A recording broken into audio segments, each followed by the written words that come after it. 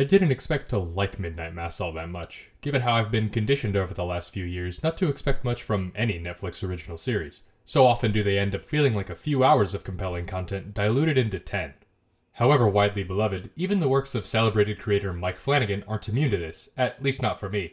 I'd heard such great things about The Haunting of Hill House, only to find it pretty dull and unsatisfying, and that goes double for its follow-up, Bly Manor. You'll have to forgive me for not getting into it any deeper than that, as I'm not really interested in talking about those shows. Maybe I'm just not that into ghost stories or something, I don't know, but my point is that when I first saw the trailer for Midnight Mass, I assumed that it'd be more of the same. Still, I was bored, it was new, and it was only 7 episodes, so I gave it a try with low expectations, and to be honest, a lot of those expectations landed pretty close to the mark. This is still very much a Mike Flanagan Netflix series, and clearly a personal passion project at that, if the various references to it in Flanagan's past work is any indication. And as a passion project is wont to be, it's ripe with plenty of its creator's signature indulgences. Yet, somehow, the narrative core of the show won me over. I may have found a lot of the moment-to-moment writing to be clunky, but the overall story was so well considered in its theming and structure that I absolutely understand why Flanagan has been kicking the idea around for as long as he has. It is by far my favorite thing he's done yet, as even in spite of its myriad flaws, Midnight Mass arrives at a story that is equal parts unsettling and moving, an empathetic and cautionary tale of a town bereft of hope and driven to madness. Times have been tough for the people of Crockett, an isolated island town several miles up the coast of the mainland United States. The town took a huge hit both economically and ecologically after bearing the brunt of damage from an oil spill 3 years prior to the story's events. The effects of the spill are still felt by the residents today, with no signs that Crockett will ever fully recover from this downturn, the town coming to be defined by its deterioration. The older generation wastes away as the population dwindles, opportunity drying up so fast that those who leave don't even bother to put their ramshackle homes on the market, so worthless is the real estate. Those who remain mostly do so out of a sense that they're stuck, that leaving is out of their means and they're better off, however remotely, holding on to what little they still have. You can imagine a time when a place like Crockett could be a little slice of paradise for the people who cared for it, but the world's changed, leaving those still around with a distinct feeling of having been left behind to wait out the clock on their decline. We arrive at Crockett along with 2 characters who are returning to the town after going through some major life changes, to put it lightly. One of these arrivals is Riley Flynn, who grew up in Crockett before setting off to find success in the vaguely defined world of startups and tech, returning now after that success gave way to alcoholism and ruin. We see the results of this in the series' opening scene, the sight of a car crash where Riley sits watching paramedics fruitlessly try to revive the young woman his selfish disregard just got killed, having been driving blackout drunk. For this, Riley went to prison, served his time, and now returns to his hometown for lack of any other direction in his life, still ravaged with guilt over what his addiction wrought. The other arrival is the mysterious Father Paul, who, it is made pretty clear to the viewer, is not what he seems, though the nature of his strangeness takes time to fully rear its head. Paul claims to have been sent to temporarily replace the head of Crockett's Catholic Church, Monsignor Pruitt, who left on a late-life trip to the Holy Land but is said to have fallen ill, needing to stay back for a time to recover. As immediately suspicious as Father Paul is, he's actually a pretty sincere and caring guy, wanting genuinely to help heal the town's spiritual wounds, to rejuvenate the faith that years of ceaseless turmoil has worn down. While certainly passionate in his preaching, he's a far cry from the caricature of the domineering, fire and brimstone fanatic you might have expected from a series that is pretty transparently blending horror with religious themes. Instead, Paul's gentler, more compassionate approach, even as the content of his sermons grows increasingly extreme as the series progresses, grants a lot of nuance to his character, and plays a huge part in how Midnight Mass is able to explore religious themes in a critical capacity without coming off as judgmental, depicting the experience and worldview of the faithful with empathy.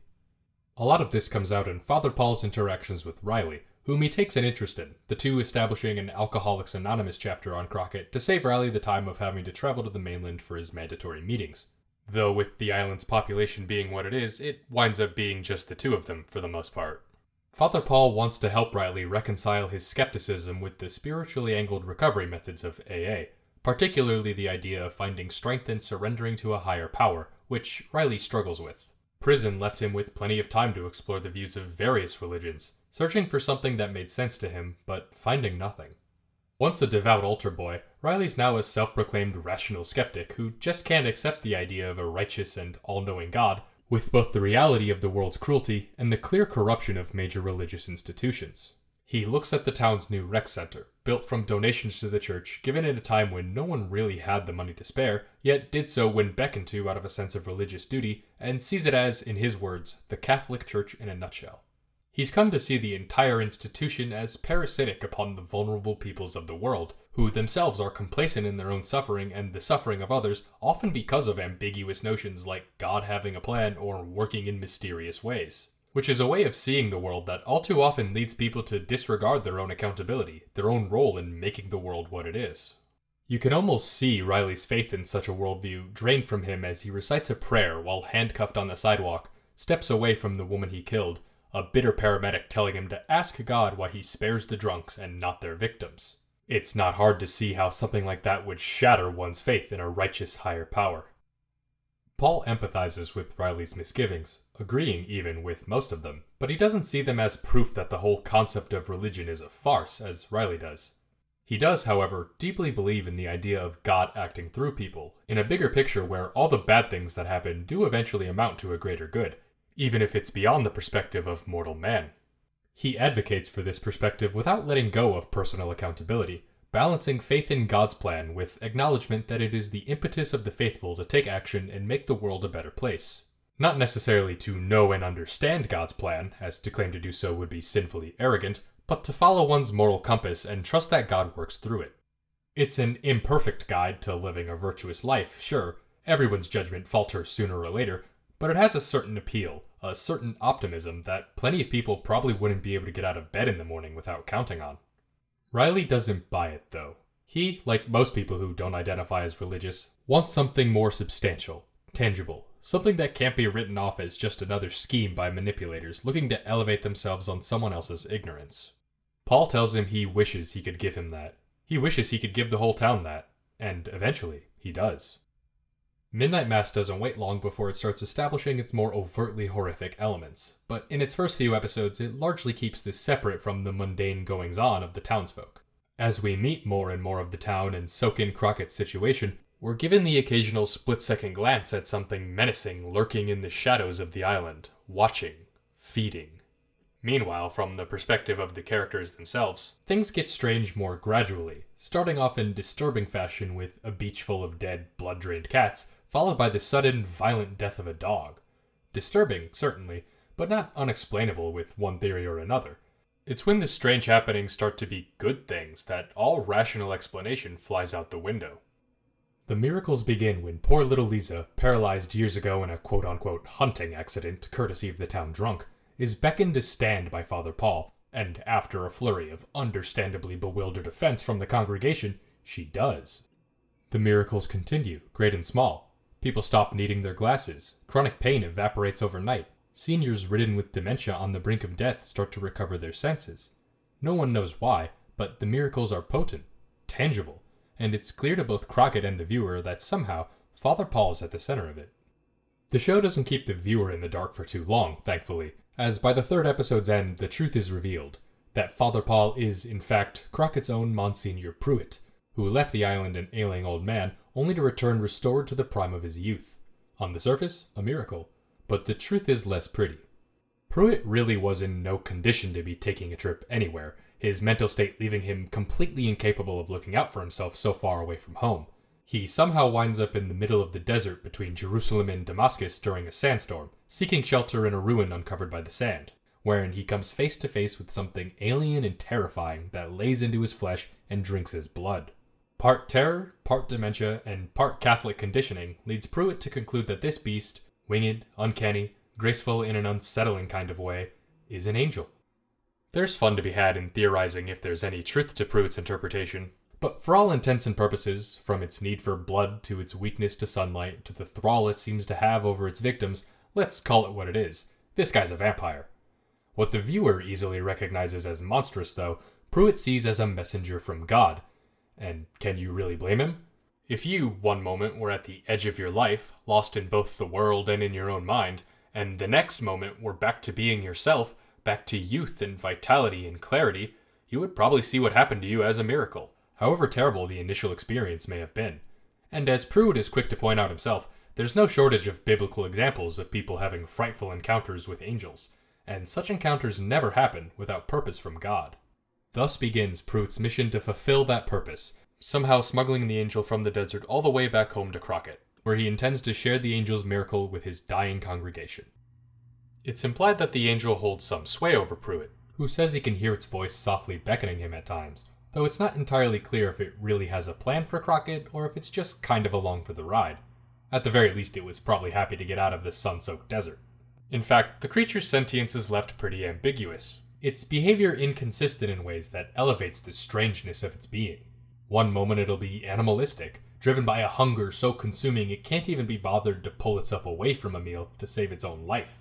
And another moment, it has enough control to stand amongst people, enough intuition to understand them. Heck, it's savvy enough to wear a priest's chasuble for its entrance to the Big Easter Vigil, so there's clearly some higher intelligence in there. To what degree this thing actually thinks about what it's doing, though, is beyond our knowledge. That unknowability is exactly what makes it so unnerving, and, importantly, it leaves Pruitt to interpret for himself what exactly this creature's existence means. I suppose you could read the events of the story as the angel's master plan for turning a townsful of people into its thralls, but personally, I find it more interesting to consider the angel as an uncaring, cruel force of nature just taking blood where it can get it, and knowing on some level that Pruitt's desire to share the miracles with the town by discreetly serving the angel's blood to his congregation at Mass will get it plenty of blood indeed. The miracles have the effect that Pruitt hoped for, the pews of St. Patrick's filling like they haven't in years, everyone wanting their taste of restoration.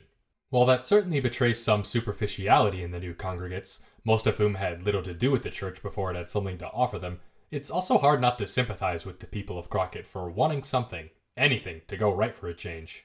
The joy Pruitt's miracles bring to the town is palpable. It's the fulfillment of a fantasy that the town's decay can be reversed, that the ailments of age and atrophy can be washed away, that wrongs can be made right again simply by believing. Who wouldn't want that to be true? And without knowing the real source of the miracles, only that the people who go to church reap their benefits, there's seemingly little room for interpretation. The irony of all this is that having faith in something as tangible as Pruitt's miracles isn't really faith at all. I'm admittedly not religious myself, I'm far too ambivalent of a person for that, but my understanding is that the whole point of faith, the virtue of it, is that in life it goes unrewarded. One gives themselves over to a higher power, foregoing what they would otherwise gain from a life untethered to its dogma, and committing to living righteously, according to any particular faith's definition of righteousness, often with the expectation that rewards will come in death. This is supposed to be the whole struggle of living religiously. You cannot ever know for certain that your faith will be rewarded, but you have faith anyway. That's what it means to surrender to a higher power. What happens, though, when the rewards for faith are immediate and qualifiable, baffling and impossible in a scientific sense perhaps, but still observable, undeniable in their reality? To those who earnestly believe that these rewards are gifts from God, there's no longer any ambiguity, no longer any need for faith, as the Almighty's will is evident, His favor is material. When God becomes absolute, His followers become absolutists, willing and capable of going to extremes in the name of God, as, well, it's God. I mean, if you truly believe in Him, what more do you need? There are plenty of people in reality who think and act this way. You'll find them among the ranks of any religion, but we call them radicals or extremists because they are outliers among most religious folks. People like this don't tend to just pop out of the ground. It takes exceptional conditions to breed extremists, and the conditions in Crockett are nothing if not exceptional. However well-intentioned, Pruitt's deception of his congregation corrupts them, creating a movement not based in the kind of goodwill faith ideally inspires in people, but in increasingly fanatical thinking, where terrible acts come to be seen as justifiable means to a righteous end. Pruitt certainly didn't return to Crockett with violent intentions, but as he begins to develop more vampiric qualities, violence becomes inevitable. The mechanics of vampirism in Midnight Mass are a bit convoluted, but the show manages to convey them clearly enough by the end. Consuming the blood of the angel restores people to their healthiest selves, proportional to the amount consumed. Sucking a bunch straight from the source completely restored Pruitt overnight, while the occasional sip of blood during communion has Old Lady Gunning recovering more gradually. For most, Aaron's bizarre miscarriage being the notable exception, the blood has seemingly no negative effects, at least not initially. Should someone who has consumed the angel's blood die, though, they'll then resurrect, now a full-blown vampire who'll turn to ash in the sun and is driven by a powerful impulse to drink blood. This becomes a problem when Pruitt, after the miracles in Crockett have really started blooming, drops dead one day, apparently the result of drinking too much blood over time, then stunningly returns to life, stricken now with vampiric urges. I kinda wonder how far Pruitt would have gotten with this vampire equals angel logic had he been cursed with this hunger and aversion to light right off the bat. It's a lot easier to see what happened to him as a miracle from God when it doesn't have such grueling baggage. Despite his prayers and pleas, Pruitt can't ignore his hunger, and eventually this leads him to kill the town drunk Joe Colley. It's a gloriously metal image too, Pruitt slurping the blood from a wound in Joe's head as he convulses helplessly. You'd think this would be a hard turn of events to reconcile with the idea that you're doing God's holy work, but that's the thing about fanaticism. All logic, all morality, contorts around the presumption that God has big plans for you, the fanatic, and thus whatever it is you do must be righteous. Pruitt comes to see his newfound hunger as God's will acting through him, demanding that he kill, demanding that he feed, as the angel does. He knows these are horrible acts, yet there's scripture aplenty that can be used to justify violence in the name of the Lord, and if he can't think of any himself in the moment, Bev Keene's sure to know something. More so than Pruitt, and arguably even more so than the angel depending on how much sentience you want to afford it, Bev Keene's the real villain of Midnight Mass. She's an embodiment of a much more mundane breed of malicious religiosity, a recognizable type whose faith is less about genuine love for God and more about being God's loudest cheerleader for the sake of looking down on anyone who doesn't cheer as loudly. Bev simply cannot say 2 words to anyone without expressing some smug judgment or another, which makes her pretty unbearable from the get-go, but the real depths of her depravity don't take long to show themselves. She pretty transparently kills Joe Colley's dog, sneaking him a hot dog full of rat poison at a town potluck and playing coy to the sheriff when confronted about it, and she sees this as perfectly aligned with what God must want. This is because Bev splits the world between those who are deserving of God's love and those who aren't. To her, Joe Colley is a drunk and a menace, his dog an extension of that menace, so in her eyes she's doing the world a favor. She might say it's because the dog was bound to hurt someone or some empty excuse of the like, but the truth is she did it to hurt Joe. Because when those she sees as unworthy feel pain, she gets to feel validated, as if Joe's pain were wrought by his own sin and not by her cruelty. To someone like Bev, faith is just a means of bolstering her own ego, of reaffirming her superiority to those around her. Some people's entire existence is about convincing themselves that they are better than everyone else. And for Bev, this thinking is facilitated by faith, by a system of belief wherein those who don't perfectly fit into the rigid expectation of virtuosity can be scolded and looked down upon. If Bev had no one to look down upon, she may as well not exist at all. As the killing of Joe's dog shows, Bev was prone to fanatical thinking well before Pruitt returned with his miracles. But what Pruitt does emboldens her, and when Pruitt's new vampiric handicap set in, she takes an active role in protecting him, assembling a loyal cabal of self-proclaimed apostles who are willing to look past the obvious horror of his condition for the sake of believing they're in the right. Among these apostles are the Scarboroughs, Lisa's parents, who have about as much stake in Pruitt's sanctity as anyone could since it's given their daughter her legs back. Even so, upon seeing what's happened to Joe, Wade Scarborough has a moment of confusion and rage that is a perfectly reasonable response to seeing someone you know dead at the hands of someone you trusted. But with a few words from Bev chastising him for not believing hard enough, for daring to cherry-pick the graces of God, he gets right back to quiet loyalty. All the joy and hope he got from Lisa's miraculous recovery is being weaponized against him, used to twist his sense of right and wrong, and accepting one vicious murder only opens the door to accepting more and more terrible acts as justifiable. As apostles, the Scarboroughs are more or less in on Pruitt and Bev's plans, but they're far from alone on this path towards fanaticism, as the whole town gets swept up in the momentum of St. Patrick's religious revival. The real horror of Midnight Mass is not in the bloodlust of its vampires, but in witnessing the process through which otherwise fine people are made party to such blatant evil, how faith born from pure intentions can all too easily be twisted into nefarious shapes. There is one person, at least, who refuses to see all this as anything less than batshit insane, and that person is Riley Flynn.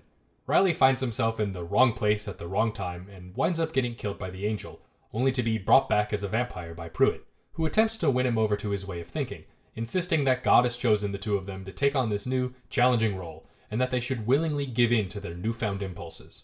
Pruitt even tells Riley that, contrary to his kind nature, he feels no remorse over what he did to Joe, another symptom of his vampirism that he mistakes for an expression of God's will.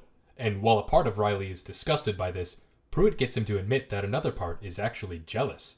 jealous that Pruitt isn't tormented and ashamed the way he was when his impulses got someone killed. As tempting as a life free of such guilt might be, Riley knows better. He knows that the guilt is right, and going on living in such a way where he's bound to hurt someone again is not something he's willing to consider. So Riley does the one thing that will guarantee he doesn't hurt anyone. He lets himself burn away in the sun, making sure to do so in front of his trusted friend Erin so as to convince her that Crockett is no longer a safe place for anyone. It's a well done scene too, it not being clear what Riley's intentions are at first, the show letting you think for a moment that he may have isolated her out at sea for darker purposes. A moment of looming fear that turns into a somber farewell as the truth sets in.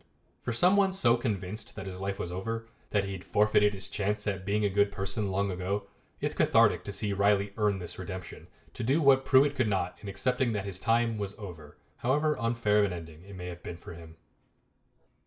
Riley's noble sacrifice gives the show momentum going into its final 2 episodes, the tension over what exactly Pruitt has planned for the upcoming Easter Vigil starting to simmer and bubble, eventually boiling over in insane, bloody fashion. But not before the audience has to endure some of the show's most laborious and misplaced monologues, which unfortunately find themselves in its penultimate episode. I've held off on talking about the monologues for all this time because, while it becomes a noticeable part of the show's writing style only a few episodes in, it's here in episode 6 or so that Flanagan's tendency to have his characters wander into extensive anecdotes on why they are the way they are borders on the outright obnoxious. There's nothing inherently wrong with using monologues to explore characters, and to be perfectly clear, there are some real winners here. Pruitt's various sermons are all excellent, each escalating in their fanatical edge as the town creeps closer to disaster. Then there are moments like between Dr. Gunning and Erin, where the latter has just shared everything that Riley told her and is clearly still in shock over it, and off goes Gunning, waxing about a guy who believed germs were a thing before anyone else and was ostracized for it, the moral being that weird things are true sometimes. Is it an interesting anecdote? I mean, sure, but what it conveys isn't worth the 2 minutes of screen time dedicated to expressing it, especially since, immediately afterwards, Gunning just shows Erin the light-sensitive blood she's been taking from her mother, which would have worked much better as a reasonable and succinct response to what Erin said, rather than going on a tangent about germ theory. It's by far the most egregious example of Flanagan's overwrought monologue style, and while it doesn't do much harm to the show on its own, the sheer amount of monologuing that takes place compounds to the point where I couldn't help but groan whenever a new one got started. Later in the same episode, Gunning tries to convince the sheriff, Hassan, that he ought to be looking into St. Patrick's activities, and in order to express why, as a Muslim, that would likely stoke the town's suspicions against him, Hassan, of course, goes into a whole story about his time working as a cop in post-9/11 New York and everything he had to put up with. It's a fine story, and frankly kind of a necessary one for explaining why a Muslim man would find himself the sheriff of a small American town, but dude, this is not the time! And by dude, I do mean Mike Flanagan, who should know better than to disrupt the momentum of things at this point in the story with yet another monologue. And yet, just before crossing the finish line in what would otherwise be an excellent finale episode, we're made to endure another long, saccharine contemplation of death from Erin. And I say another because it's framed as a repetition of the scene from earlier where she and Riley gave back-to-back monologues on the same subject, since, apparently, that wasn't enough. Look, this is all just my opinion, of course, and I can't claim that leaning this hard on monologues is objectively wrong or anything like that. I've just got to be honest with my criticisms of the show, and my honest reaction to all this was that it bugged the hell out of me. I guess the way I see it is, if you start to realize you're being monologued at, then something has gone wrong. And it only takes a few episodes of Midnight Mass for the amount of times you're getting monologued at to become unavoidably apparent. Moving on to more compelling things though, every major character gathers at St. Patrick's for the Midnight Easter Vigil that's been so hyped up, the Apostles having already taken measures to ensure no one can escape from or get word off of the island before their plans pan out.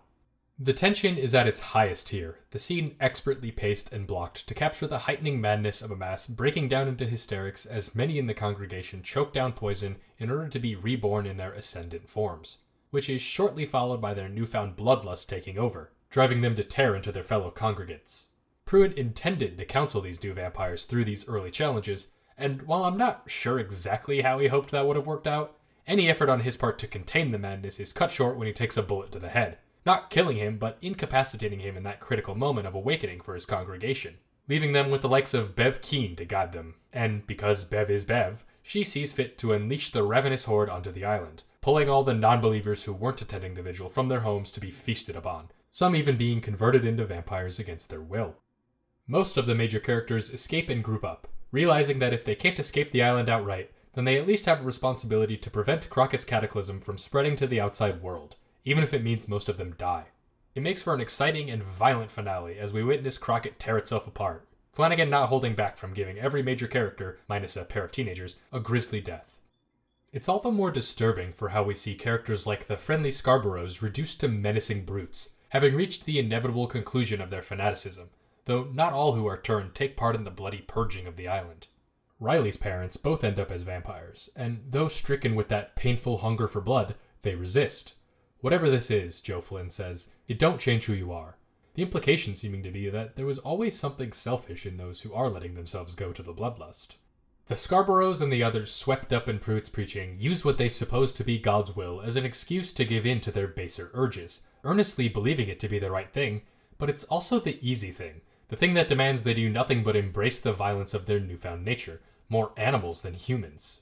The Flynns, contrarily, understand that the easy thing is rarely the right thing, that as much as their vampirism might be screaming for them to give in and feed, they, like their son before them, recognize the evil of these urges for what they are. Even as the rest of Crockett spirals into monstrousness, the Flynns hold tight to their humanity. Though they also don't do anything to help anyone not get eaten, so yeah, might be some unintentional commentary there after all. As for Pruitt, after being forced to helplessly witness the disaster that was the vigil, even he can no longer deny that this angel thing isn't really what he thought it was. He sits in the blood-soaked church beside a newly vampirized Mildred Gunning, feeling defeated and foolish at having so deeply fallen into his messiah complex, and finally admitting, to her and to himself, that all this was for her. Pruitt and Mildred had been in love long ago, a love that produced a child, Sarah. Though given Pruitt's position in the church, this obviously couldn't be revealed. Both Pruitt and Mildred had to stifle their feelings, hiding the truth from their daughter, Mildred's husband, and the town at large. A lifetime of this left Pruitt empty and regretful, so when the angel sprung upon him and he experienced his pseudo-resurrection, a part of him lit up at the second chance at a life filled with love, not just for him and Mildred, but for all to share. He rationalized his way into seeing this as a religious mission, but now that the wool has been pulled back from his eyes, he can admit to the truth, that he feared death for he had never truly lived, and that fear blinded him. I'll admit, I kind of scoffed at this reveal at first, as it seemed to undermine Pruitt's earnest piety, which is what I'd admired so much about his character, but I've come to realize that that is the very tragedy of his being. Pruitt denied himself a life of love for the sake of God, trying to hold to his faith that despite the grief this gave him, he would ultimately be fulfilled in the light of the Lord.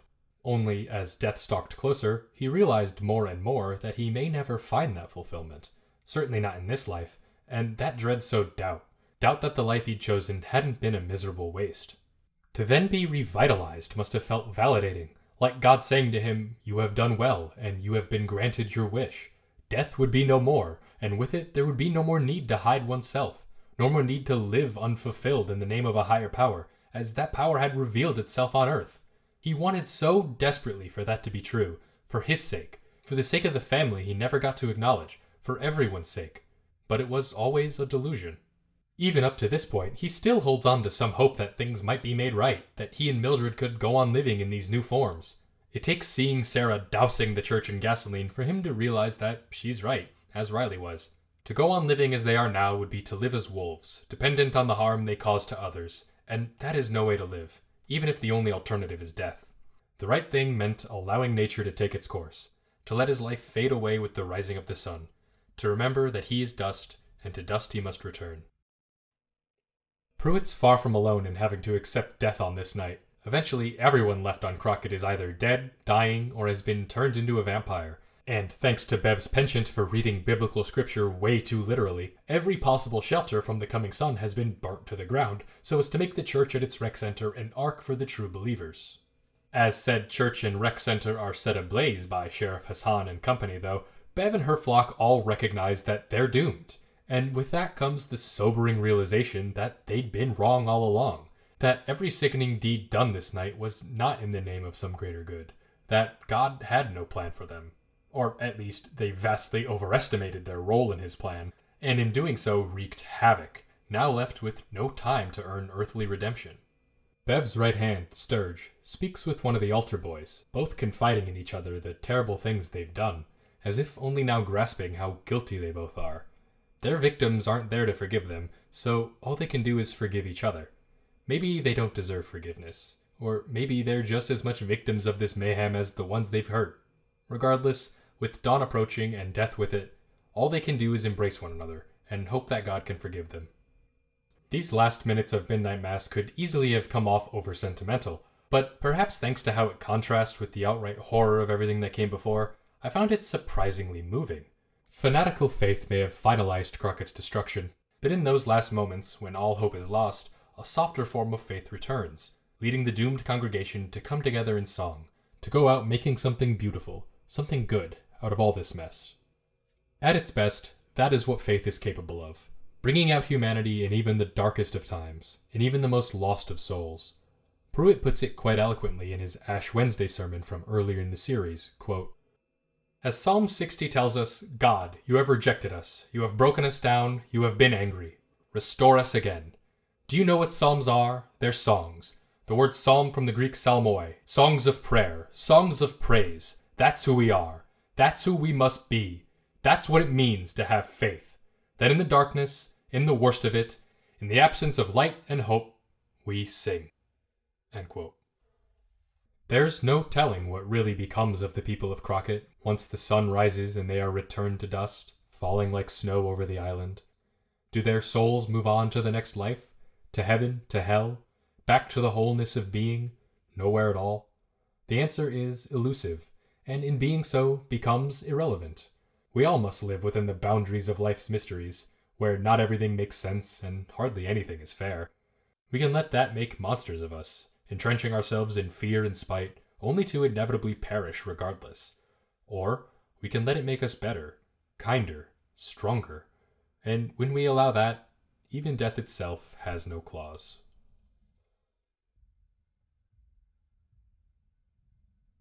Hello. If you're hearing this, that means you've reached the end of the video. So allow me to say sincerely, thank you so much for caring enough to make it this far.